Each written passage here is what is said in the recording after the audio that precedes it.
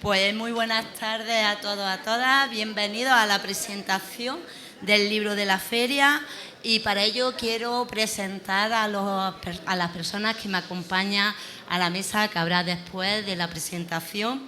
Me acompaña Marian López de Burgos del Barrio y José Ruiz Mas de la Universidad de Granada. También nos acompaña María Bueno Martínez del Ateneo de Granada y Antonio Lara, también del Ateneo de Granada, quien moderará la mesa redonda sobre viajeros por Granada. Yo soy Pilar Caracuel, diputada de Cultura y Educación, y para mí es un placer un año más estar aquí con todos ustedes. Como viene siendo tradicional, la Diputación de Granada tiene entre sus cometidos el de editar el ya conocido como Libro de la Feria, que se ha convertido con el paso de los años en un objeto apreciado por los amantes de los libros. Se trata de una publicación casi siempre de pequeño formato, realizada para la ocasión e íntimamente relacionada con el lema de la feria. Y como ustedes ya saben, se regala en las casetas de la Diputación y de la organización. El lema de este año de la feria, así que pasen 5 años, no solo remite al título lorquiano, también a los años para que se celebre, a los años que faltan, que se celebre la Capitalidad Cultural Europea de 2031, a la que, como ustedes saben, Granada opta y de la que ya ha quedado finalista.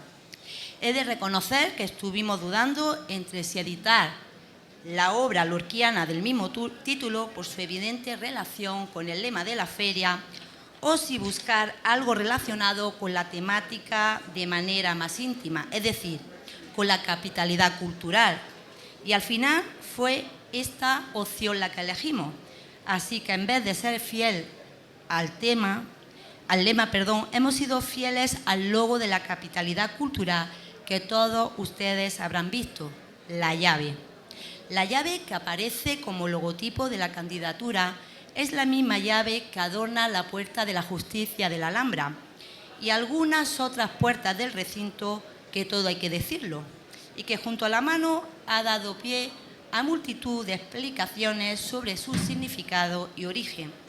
De todas las interpretaciones posibles de la llave como símbolo, la más hermosa, desde luego, es la que recoge el relato de la leyenda del astrólogo árabe, que es el libro de la feria de este año, y con cuya publicación hemos querido contribuir decididamente a apoyar la candidatura de Granada a la Capital Cultural Europea de 2031. El relato publicado forma parte de los archiconocidos cuentos de la Alhambra del viajero yanqui Washington Irving. La edición que hemos publicado es la primera que se hizo en español, cuya traducción y edición estuvieron a cargo del granadino José Ventura Traveset, profesor auxiliar de la Universidad de Granada allá por el 1893, año de la publicación del libro. Por supuesto, se trata de una dicción facsímil, pero volviendo a la interpretación de estos símbolos, no cabe duda de la que recoge la leyenda escrita por Washington Irving. Es mucho más poética, juzguen ustedes. Estos son, le dijo el astrólogo al rey, los amuletos que guardan la entrada de este paraíso. Hasta que aquella mano se baje y coja la llave, no habrá poder mortal ni mágico artificio que pueda causar daño al señor de estas montañas. En nuestro caso, si todos los granadinos nos unimos y empujamos con nuestras manos, podremos entonces coger la llave y abrir aquella puerta que nos dará acceso a la capitalidad cultural europea para situar así a nuestra ciudad y por ende a nuestra provincia en el lugar que le corresponde y que se merece. Les emplazo a que lean la leyenda completa, lectura amena y grata donde las haya.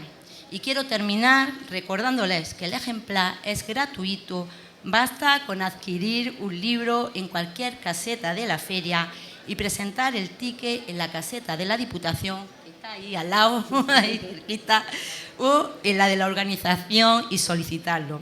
Nuestra intención es que un año más el libro siga siendo objeto de deseo de los coleccionistas, que los hay. Y que sea gratuito es buena muestra de la idea y el compromiso que esta Diputación tiene y mantiene con la cultura, en este caso con las publicaciones, sector en el que siempre hemos estado presentes. Los libros como vehículo de una cultura que hay que acercar todo lo posible a las personas, porque personas más cultas son personas más críticas y, en definitiva, personas más libres. Y nosotros, como institución, estamos aquí, además de para vertebrar y organizar, sobre todo para hacer más fácil el acceso a la cultura. Así que muchísimas gracias y ya pues la mesa a cargo de Antonio, así que muchísimas gracias a todos.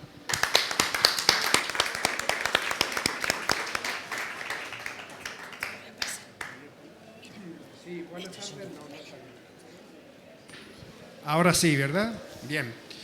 Pues muchísimas gracias a la organización de la Feria del Libro por habernos dado la posibilidad al Ateneo de Granada de estar presentes en este magno acontecimiento que es siempre en torno al libro, la propia Feria del Libro.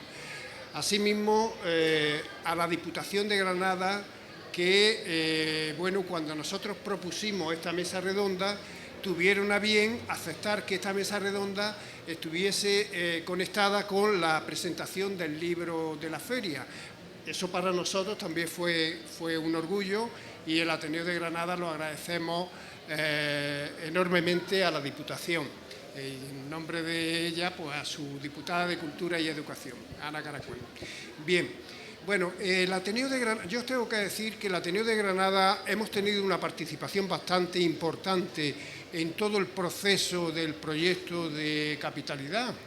Os lo tengo que decir porque hemos celebrado 8 mesas redondas donde hemos concitado la presencia de distintos colectivos en el debate en torno a ese proyecto de capitalidad. Hemos tenido un contacto muy directo también con el área de cultura del Ayuntamiento de Granada, un recuerdo para Juan Ramón Ferreira, lógicamente, con quien tuvimos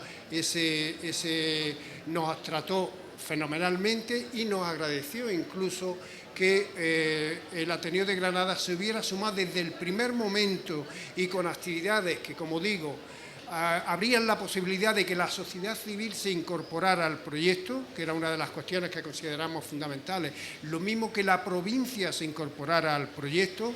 Pues bueno, pues también nos lo agradecieron y nosotros agradecimos también la deferencia que tenían con el Ateneo de Granada para que pudiéramos estar. Bien, cuando pensamos en organizar alguna de las actividades, que tenemos varias, la semana que viene tenemos varias presentaciones de libros ya allí en la sede, pero siempre hay un par de actividades que nos gusta hacerlas en el entorno aquí propio de la feria, para que el Ateneo esté claro y se visibilice por parte de todos los granadinos.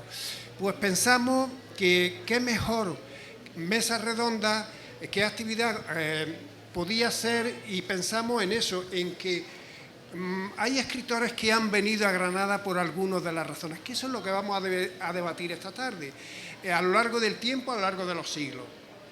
Nos vamos a centrar, creo yo soy el moderador, no puedo decir mucho más, nos vamos a centrar fundamentalmente en el siglo XIX y XX. No sé si vamos a llegar al XXI, pero ya no lo sabemos. Es que en el XXI ya más que viajeros vienen turistas, ¿verdad? Aunque no vamos a entrar mucho en ese debate, porque ese ya lo tuvimos el viernes pasado en la Sala Zaida, con otra mesa redonda en la cual se hablaba de escritores granadinos que han mirado fuera. Es decir, buscando que esa presencia de Granada también fuera en otros espacios geográficos, en ciudades o en países. Pues, como digo, en esa búsqueda de encontrar algo que tuviera hilazón con lo que es el proyecto de capitalidad y, bueno, y la realidad de ese proyecto que ya está ahí en la fase final y que con toda seguridad Granada va a ser la finalista y es la que se va a llevar la capitalidad del año 2031. Si luego, bueno, con toda seguridad. Ahora vamos a la... no quiero extenderme mucho más, no vayamos a que luego digan que soy pájaro de mal agüero y no quiero serlo, en absoluto. Bien, como digo, pues esta mesa redonda es la que nos vamos a centrar en los escritores, los viajeros y viajeras que vinieron a nuestra ciudad, que vinieron en otros tiempos y que buscaban un poco, sobre todo a finales del XVIII, pero sobre todo a principios del XIX, esa especie de romanticismo que evocaba la ciudad de Granada, que había sido sede y capital de un reino nazarí en época musulmana y que había vestigios de todo eso. Bueno, pues eso fue una de las razones, pero hay otras muchas más, ¿no? Porque Gerald Brennan no vino tampoco con ese interés ni con esa idea. Cuando estuvo en Granada y cuando estuvo en la Alpujarra y cuando... Bueno, entonces, yo esta tarde ya a Pilar ha presentado a los integrantes de la mesa, yo diría alguna cosilla más, ¿no? Para que los conozcamos, aunque hay personas aquí que los conocen, pero yo diría alguna cosilla más, ¿no? Por ejemplo, diré que Miriam López Burgos del Barrio es catedrática de Filología Inglesa, ya jubilada, de la Universidad de Granada, especializada en relatos de viaje en lengua inglesa durante el siglo XIX. Bueno, su currículum y sus publicaciones son numerosísimas y, lógicamente, no me voy a detener en ellas, pero bueno, ahora ya cuando ella no hable, pues dirá lo que tenga que decir al respecto de, sobre todo, el siglo XIX. Ha publicado más de 30 libros sobre este tema, es asimismo, y eso hay que destacarlo, pintora y ensayista. Bueno, pues eso lo vamos a dejar también dicho, que es muy importante. José Ruiz Mas es catedrático de Filología Inglesa de la Universidad de Granada, especializado en libros de viajes por España durante el siglo XX.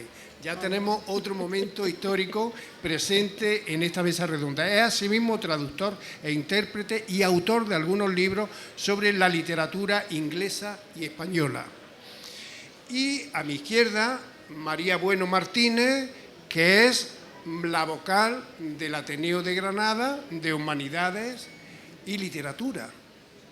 Así que ella está aquí, como yo, en representación del Ateneo. Bien, María fue coordinadora en algún momento de la sección Publicaciones de la revista Veda Cali en el año 1997, hace un tiempo. Fue miembro del equipo de redacción de la revista Ficciones, que era una revista de letras. Pertenece a la asociación Amaica Vide, Amaica Vide, que es vasco, probablemente euskera. Significa 11 pasos, ¿no? 11 pasos. Bueno, pues ya lo ha aclarado ella y me parece fantástico. Luego ella es autora de algunos artículos que están muy conectados también con la realidad del País Vasco. Entonces, bueno, pues tiene uno que es la crueldad en la obra de Bernardo Achaga, elemento desmitificador de lo vasco en Tuablesa. ¿Está bien dicho? ¿Está bien? Unas actas de un congreso que es de unas actas de Zaragoza. Sí. Bien, 15 años de literatura vasca en castellano, también la Revista Internacional de Estudios Vascos, y encargada de la selección y edición de Sermo Humilis de Joan Juaristi. Y en la colección Maillot Amarillo de la Diputación de Granada. Bien. Ha hecho también algunas críticas literarias que ha publicado en algunos medios y en 2019 publicó un vasco en la corte nazarí.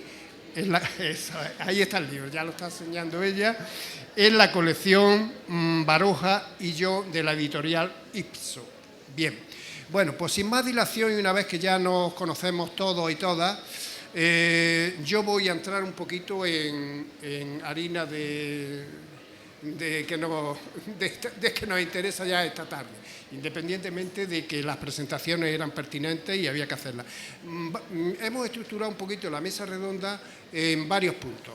Hay algunas cuestiones sobre las que vamos a abordar, lo cual no quiere decir que ellos tengan la libertad para poder intervenir, hablar de lo que consideren oportuno, que no está, simplemente esto era una especie de guión que es el que vamos a poner en marcha. En la primera intervención yo les voy a dar a cada uno de ellos la palabra para que nos planteen un poco algo sobre ese conocimiento que tienen respecto a esos viajeros que vinieron a Granada.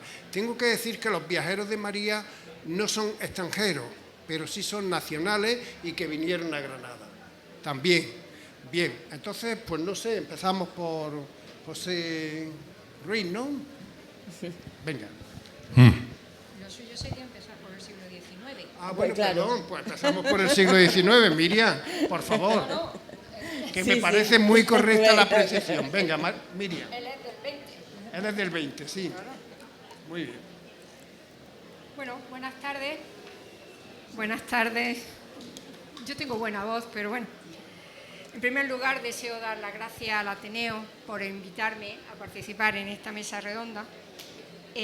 Muchas gracias por las palabras de presentación.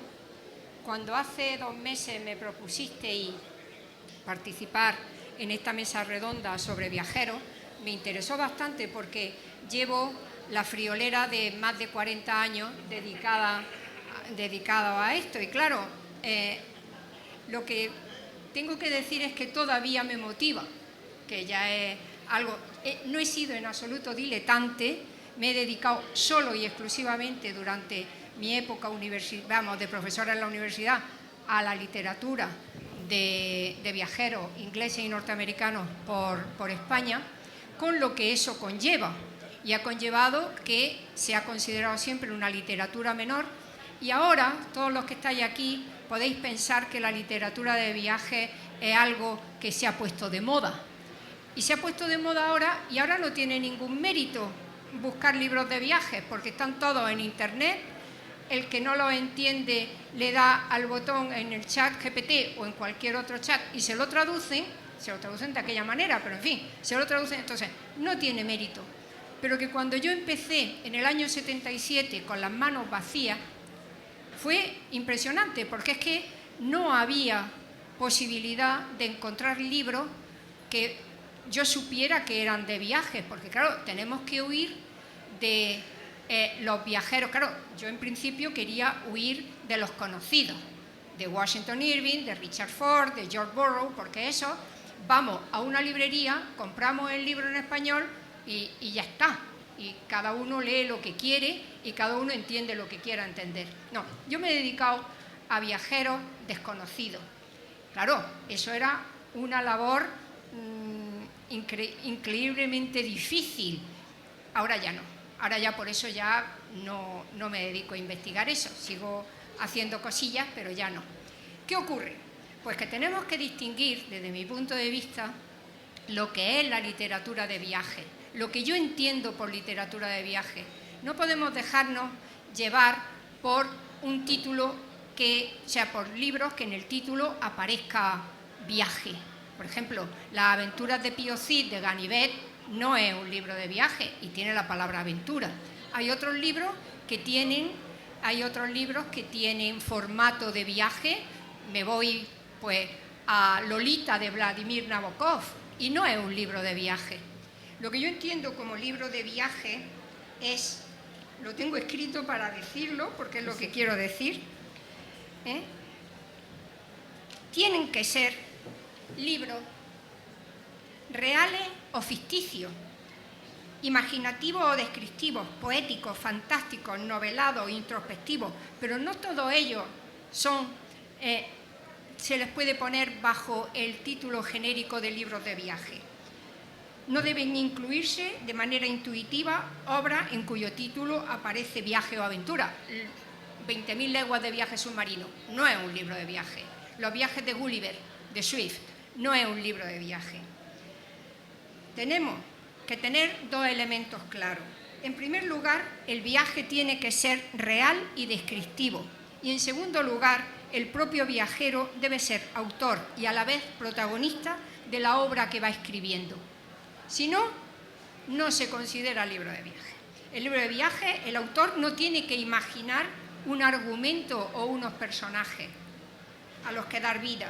de cuyos comportamientos él sea o se sienta responsable.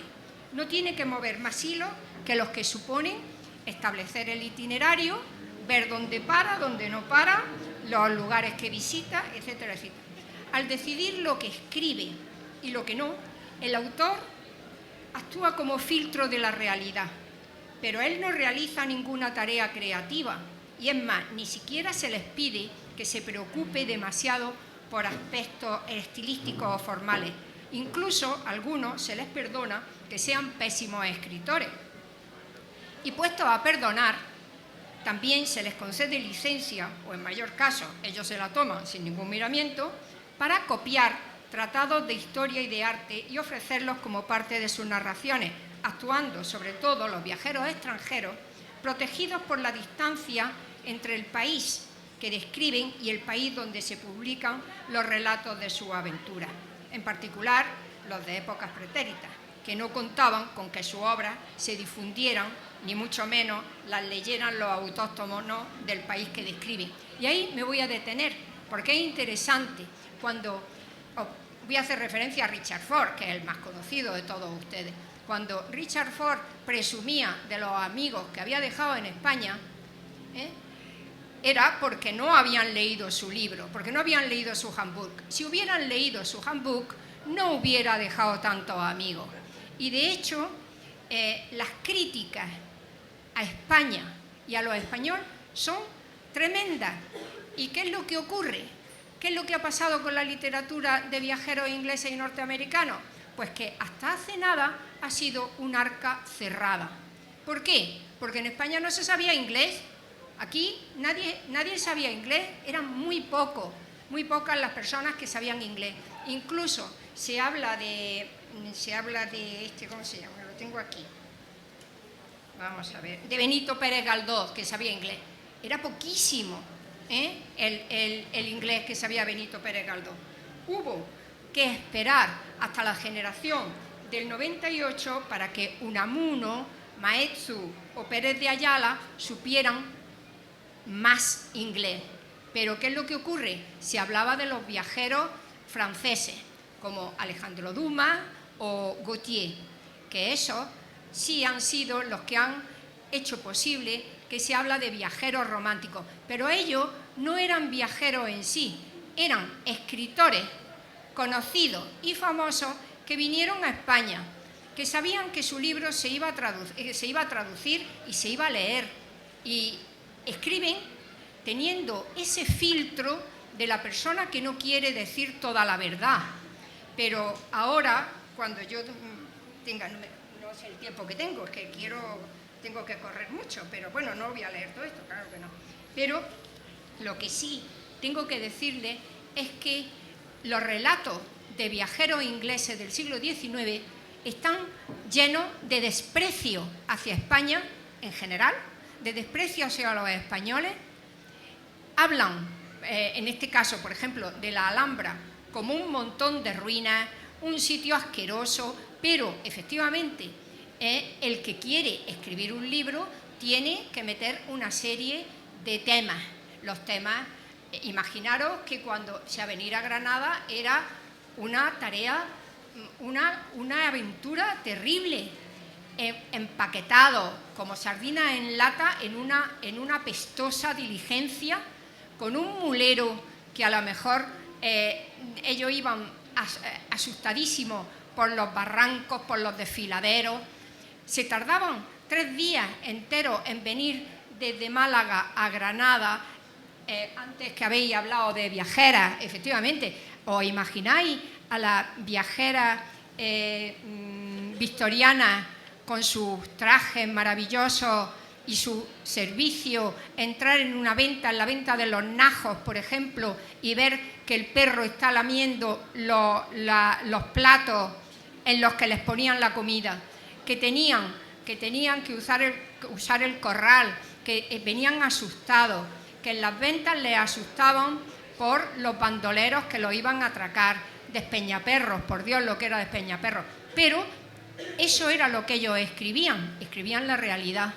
No escribían como inventándose personajes que bueno, esos personajes que muchos de los que se les llama románticos, que para mí hago una diferencia, y porque creo que puedo hacerla, y es, para mí hay una gran diferencia entre el escritor que vino a España y que escribe un relato, porque realmente imaginaros una época donde no había máquinas de fotos y los viajes duraban muchísimo. Entonces, o escribes y dibujas, o luego cuando llegas a tu país, ¿qué le cuentas a tus vecinos? ¿Qué le cuentas a tus amigos? ¿Qué cuentas en la sociedad geográfica?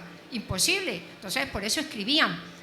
Y se puso de moda la literatura de viajes. Las editoriales se dieron cuenta que vendía mucho porque estaban los que se llamaban armchair travelers, que eran los viajeros que estaban en el sillón de su casa leyendo libros de viaje.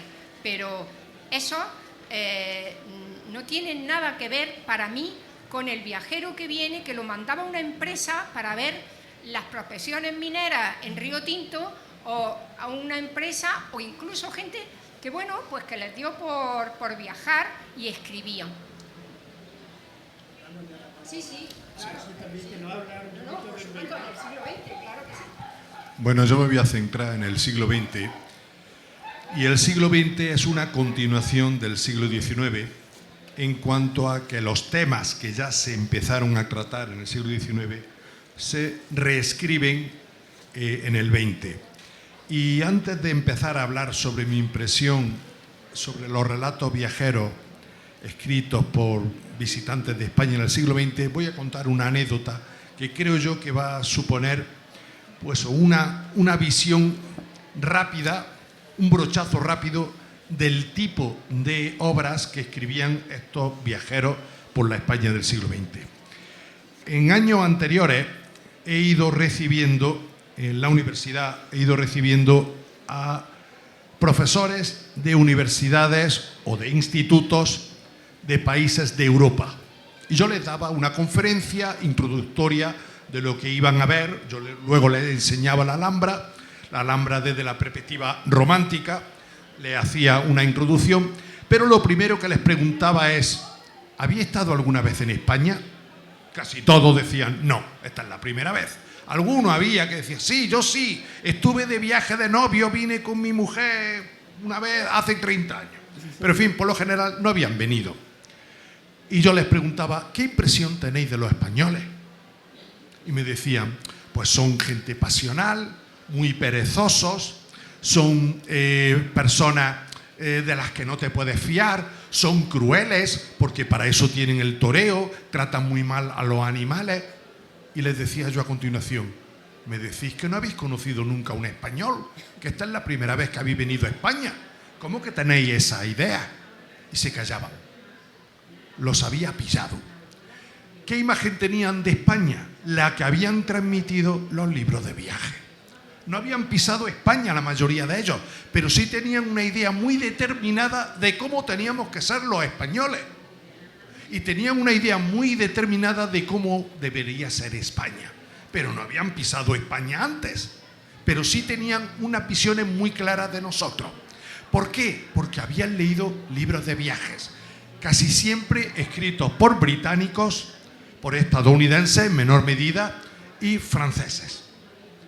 Luego, ellos han conformado la imagen que tienen muchos extranjeros de nosotros.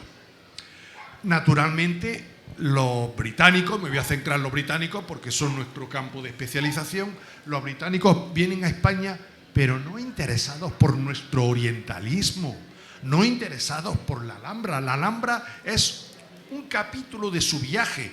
Se instalan en Málaga, en la Costa del Sol, y dedican un día a venir a Granada y ven la Alhambra.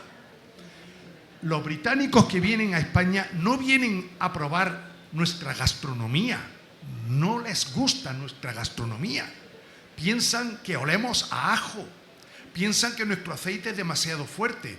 Los británicos que vienen a España, en su gran mayoría, no vienen a ver nuestros monumentos, no vienen a aprender nuestra cultura, vienen a tomar el sol y a beber alcohol barato. Esa es la realidad. Entonces, imaginaos qué libros de viaje han escrito durante el siglo XX.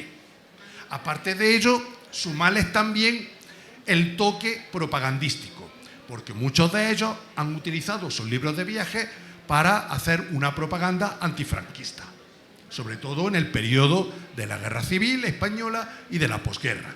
Como sabéis, la gran intelectualidad británica se puso del lado de la República y el franquismo, que duró tantos años, dejó con cuentagotas a los británicos escribir sobre España.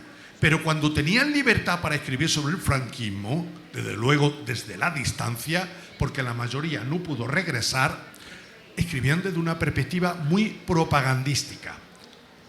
Típico ejemplo, The Face of Spain, la faz de España. Gerald Brennan, el hombre que se reía de los españoles, el hispanista que odiaba a los españoles. A ese lo tenemos como el dios del hispanismo.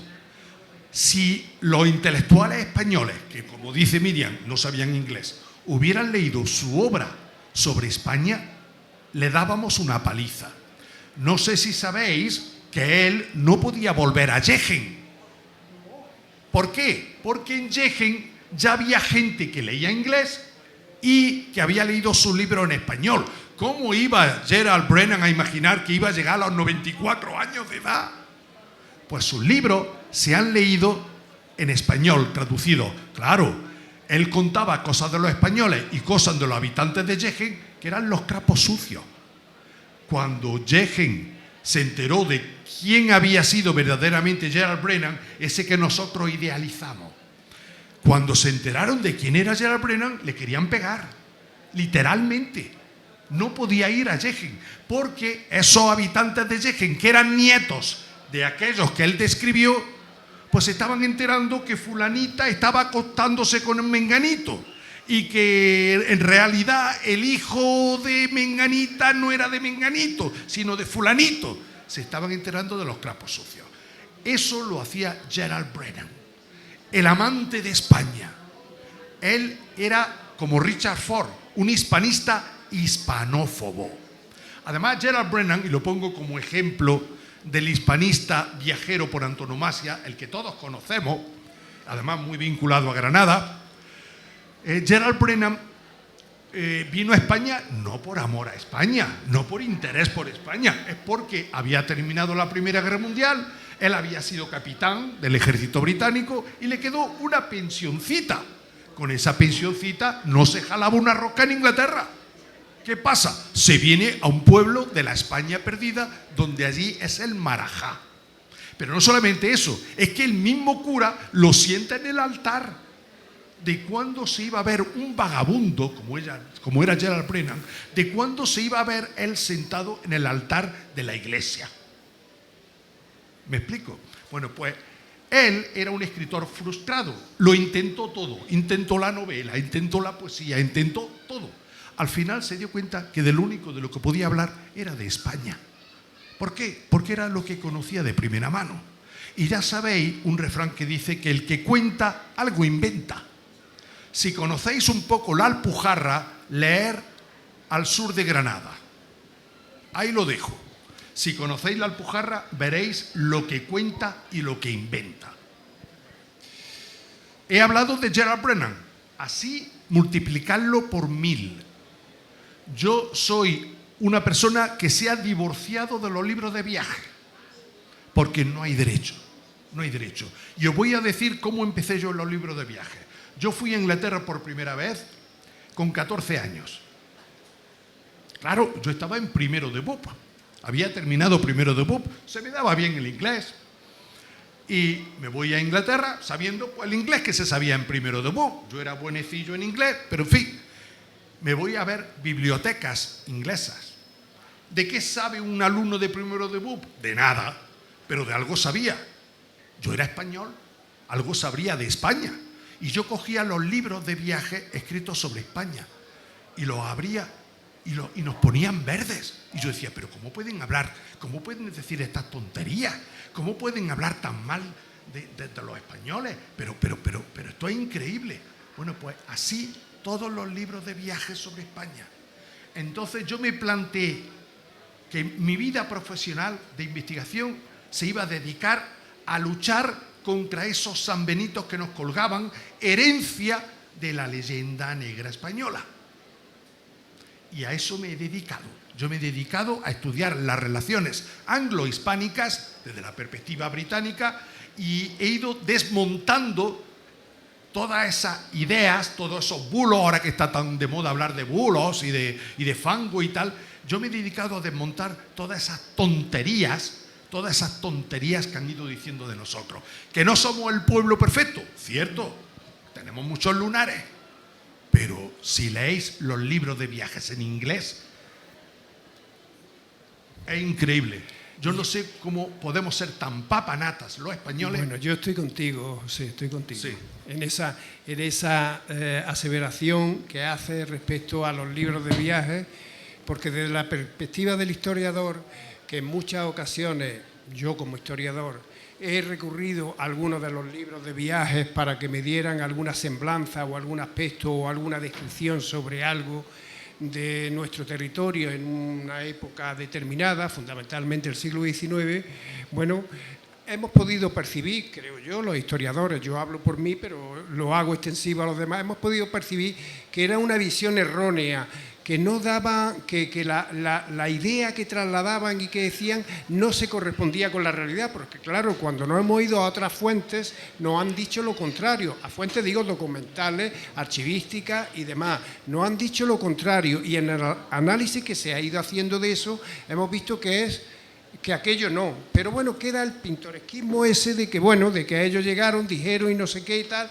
y bueno, a veces hace alguna cita mencionando cómo habían visto determinada cuestión que podía ser el baile, como podía ser las costumbres y ese tipo de cosas. Antonio, hay un dato que se nos olvida a todos, que no sabían español. ¿Tú te imaginas la visión de la España del siglo XIX de una persona que viene con prejuicios religiosos, políticos y además no sabe español? Tú imagíname a mí en Mongolia escribiendo un libro de viaje de Mongolia sin yo saber mongol. Es una de las cuestiones que siempre he considerado No y sabían cuando español. lo he tenido que decir lo he dicho, que hay que ponerlo en reserva, que están muy bien, que están ahí, que son descripciones de una época, de un tiempo, de las costumbres y demás. A veces puedes recabar algún dato de las mentalidades populares y alguna cuestión de ese tipo, pero ya está, no mucho más, no te permiten. Aparte de que no sabían español, cuando sabían un poco lo tergiversaban Tergiversaban todo. y eso. Vamos, yo que he estudiado idiomas, yo he ido por el mundo intentando comprender y no lo he comprendido correctamente y luego he contado la cosa pues como la he entendido. Lo que te ha parecido. Si Sí, yo hubiera efectivamente. sido alguien importante, esa es la imagen que hubiera quedado escrito por Pepito Ruiz Más. Bueno. Mira, voy a decir... Bueno, si me permitís, pero- yo era por darle no, a, pero a es María, un minuto, a María un la segundo. palabra. Bueno, Hay Bueno, un venga, dato vale. que dice un viajero: por Granada pasan 3 ríos, el Genil, el Darro y el Duero, pero el Duero va seco, se equivoca con el Beiro. Otro viajero pasa y dice: estamos llegando al pueblo de Aladín, es Alendín. Y así podría empezar a deciros 1000 cosas. Muy bien, muchísimas gracias, Miriam. Bueno, sí, bueno, ahora bueno, vamos a pasar la palabra a María porque nos va a dar la visión de esos otros viajeros que llegan a Granada pero que son hispanos. Vamos a ver qué es lo que nos dice al respecto. Sí, pero si ves la visión de Baroja, mejor que no la veas. No la leas. No, yo tengo micrófono de aquí. Yo no me he centrado en los libros de viajes, sino en cómo ese viaje luego se ha incorporado a la obra de los autores, ¿no? Tanto de Emilia Pardo Bazán, Miguel de Unamuno, que la cita Miriam, Juan Ramón Jiménez y Pío Baroja, que es el viaje que yo estudié. Pero voy a hacer, bueno, como el libro es de Washington Irving, el cuento que recoge Washington Irving, vosotros sabéis que existe el libro de firmas de la Alhambra, donde sí, eso. Washington Irving observó que la gente escribía en las paredes su nombre, iba con el príncipe ruso Dolgorovsky. Entonces, entre los dos, uno dio la idea y el príncipe ruso regaló el primer cuadro. Y recuerdo esto porque Emilia Pardo Bazán estuvo 2 veces en Granada. En 1905, yo estoy entre el siglo XIX y el XX, ¿vale? Emilia Pardo Bazán. Pues estuvo en 1905 y en ese, porque toda Semana Santa ella viajaba por España, no se quedaba en Madrid, utilizaba la Semana Santa para viajar. Y en ese escribió un artículo de Ilustración Artística y hace referencia a otro viaje y decía, vamos a ver, 20 y pico de años van corridos desde mi primer visita a Granada. Me la enseñó un incomparable Cicerone, Leopoldo Eguilaz, más colorista e imaginativo en su palabra que Washington Irving en sus cuentos. Es decir, para relacionarlo con el libro de la feria, ¿no? Claro, yo no tenía referencia de ese viaje. Yo empecé 20 y tantos. ¿Cuántos son 20 y tantos para Emilia Pardo Bazán? Busqué en periódicos, en las bibliotecas, no había ninguna referencia. Y no sé, en otra conferencia sobre viajeros que hubo en la Alhambra salió el tema del libro y digo, pues a lo mejor está ahí. Empecé a lo que yo consideraba 20 y pico, pero me tuve que ir a 1876 y fue cuando encontré la firma de Emilia Pardo Bazán, la de sus padres. Venía, porque los nombres se me olvidan. Venían su padre, su madre, ella, Ramona Luisa Fernández y María Carmen Miranda y Armada, que la primera era madre y la otra segunda, que se casó con Jacobo Pedrosa y Ulloa, jefe del carlismo gallego. Y también venía el marqués de Santa Ribadulla en ese momento. Entonces, para mí importante ese libro de firmas porque me dio el único dato documentado que tengo de esa primera visita, 1876. La segunda fue en 1905 y estuvo más tiempo en Loja, pero me hizo gracia también encontrarme pues su llegada, cómo recoge su llegada el defensor de Granada, ¿no? Lo tengo por aquí. Llegó anoche a Granada, a ver.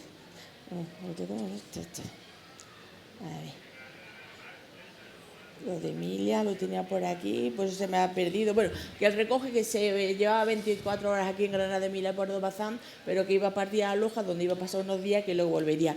Pero es gracioso porque en la misma página del defensor aparece, turista. Anoche llegó a Granada procedente de Gibraltar una expedición de 150 turistas americanos que se hospedan en los hoteles de la Alhambra. Es decir, hacía la diferencia entre viajero y viajera, que era doña Emilia, y turista, por la mesa del otro día, ¿no? De esa visita se conservan 2 artículos que están publicados en la Ilustración Artística. Pero lo importante es que en 1911 va a publicar su última novela, luego publicó después cuentos y artículos, pero la última novela, Dulce Dueño, donde uno de los capítulos se centra en Granada, ¿no? Entonces eso es lo que me interesaba de Emilia Pardo Bazán. Dulce Dueño. Sí, es muy interesante. Y de esa, Don Miguel de Unamuno. Estuvo 2 años antes del segundo viaje, de 2 o 3 años, fue en 1903. Pero bueno, la relación con Miguel de Unamuno, aunque no fue su único viaje a Granada, pero es anterior a la final del siglo XIX, cuando coincide en Madrid con Ángel Ganivet en la oposición a cátedra. No, eran cátedras diferentes. Pero ganó. Sí, ganó una de Salamanca, la de Granada, no se la negaron bueno, se la negaron, no la obtuvo. Sí, pero charlaban mucho. Sí, por eso. Entonces, la relación con Granada de Unamuno parte de ese 1891, cuando estaban preparándose. Pero fue en 1903 cuando vine a Granada, porque había sido invitado a ser, ¿cómo se llama? Tenedor, me parece, tomador de los Juegos Florales, ¿cómo se llamaba? Miguel de Unamuno. ¿Qué? Entonces aprovecha que lo invitan a los Juegos Florales de Almería y se acerca a Granada.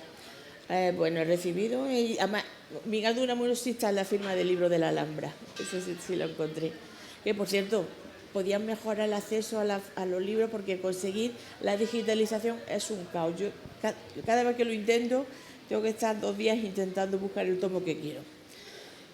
Pero Unamuno da 2 conferencias aquí, una sobre pedagogía, porque acaba de publicar una novela, pero bueno, le invitan a dar una conferencia a la Escuela Normal y otra da en la Sociedad de la Obra, que la fundó Blas Zambrano, padre de María Zambrano, aunque ya no estaba aquí, pero la fundó, y entonces da una obra sobre Ángel Ganivet. También tiene relación, bueno, estuvo 15 días y luego os voy a leer los textos de Unamuno, porque Unamuno escribió muy poco de Granada. Escribió una reflexión en uno de los libros de viajes suyos por España y 2 poemas, ¿no? Lo otro, como es narrativa, pues ya os vais y os leéis la novela.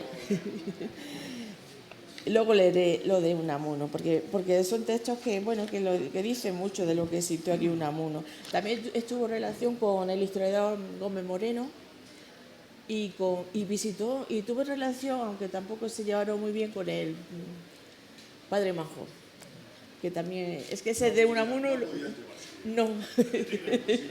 Entonces los dos hacen comentarios despectivos uno del otro, pero bueno, eso es que ya sé, no.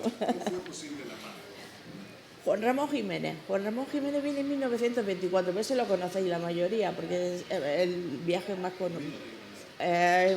No solo que estuvo aquí con la familia García Lorca, con Fernando de los Ríos, con Manuel de Falla, con Torres Balbás o Emilia Llanos, sino que de un libro que para mí es uno de los libros más bonitos del siglo XX, de la historia de la literatura española, como es Olvido de Granada. Hay varias ediciones, Diputación tiene una que es preciosa, así que os aconsejo que lo leáis. Y bueno, ya el que más conozco es el caso de Pío Baroja, que Pío Baroja viene a Granada no porque le interesa Granada, porque no le gustaba, por ejemplo, la arquitectura árabe no le gustaba nada. Además, lo dice el personaje de su novela. Dice, en concreto, Alvarito había podido notar el contraste de la España humilde, olvidada, a la que nadie elogiaba. Le había parecido hermosa y llena de sabor. En cambio, aquella España, cantada antes y después por los Chateaubriand, Washington Irving o los Gautier, se le antojó un poco lugar común, un tanto baratija teatral. Bueno, la visión que da de Granada es despectiva. Bueno. Viene acompañando a Ortega y Gasset, que iba a dar una conferencia en el Centro Artístico sobre la juventud. Y ese libro es importante no solo ya porque aparezca Granada para nosotros, pero aunque salga mal, que lo va a reflejar en la novela que publica en 1925, La nave de los locos, sino por el prólogo que hace en esa novela, que es donde Baroja va a exponer su teoría de la novela. Por eso es importante la novela.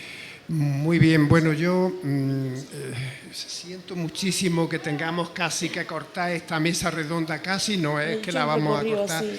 Pero bueno, os habréis dado cuenta que esto daría pie a tener varias mesas redondas, que bueno, que a lo mejor en el Ateneo no... Ay, ¿puedo leer el texto de Unamuno que escribe en su libro? Bueno, te vamos a dejar que lo leas, muy bonito. Pero la organización me está pidiendo ya, por favor, que ya vayamos concluyendo con el acto. Y bueno, somos disciplinados en el Ateneo es y cortito el hacemos texto, caso. ¿vale? Pero vamos a dejar a María que lea ese texto. Porque se conoce menos y... Sí, pues venga. Mira, algunos relatos de viaje y excursiones llevo escritos ya, pero he de dejar tal vez en el silencio en el que recogí los sentimientos más hondos de estas escapadas a la libertad del campo he logrado. No he escrito ni creo escribiré jamás mis impresiones de Granada. Y en Granada pasé una de mis quincenas más repletas de vida. Mientras viva reposará en el lecho de mi alma, por debajo de la corriente de las impresiones subideras, aquella santa caída de la tarde que a principios del dulce mes de septiembre gocé en el Albaicín, todo blanco de recuerdos. Fue como un baño de algo etéreo. Las lágrimas me subieron a los ojos. No eran lágrimas de pesar ni de alegría, eran lo de plenitud de vida silenciosa y oculta. Es decir, que de ese viaje solo tenemos ese fragmento. Muy bien, bueno, pues ya está, ya lo único, si tenemos oportunidad en el Ateneo organizaríamos algo al respecto sobre los viajeros y demás, viajeros y viajeras, y haríamos un poquito, daría mucho más pie a la posibilidad de que se extendiesen nuestros invitados en ello. Ahora ya simplemente agradecer vuestra presencia aquí y darle las gracias a la organización de la feria y, como no, también a la Diputación de Granada. Y que mantenga muchísimas gracias. Lo del libro.